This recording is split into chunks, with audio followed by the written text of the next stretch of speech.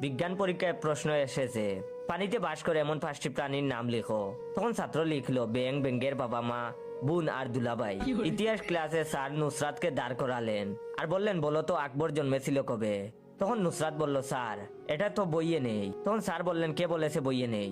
এই যে আকবরের নামের পাশে লেখা আছে 1542 থেকে 1605। তখন নুসরাত বলল, এটা জন্ম মৃত্যুর তারিখ। আমি তো ভেবেছিলাম ওটা আকবরের ফোন নম্বর, তাই তো বলি।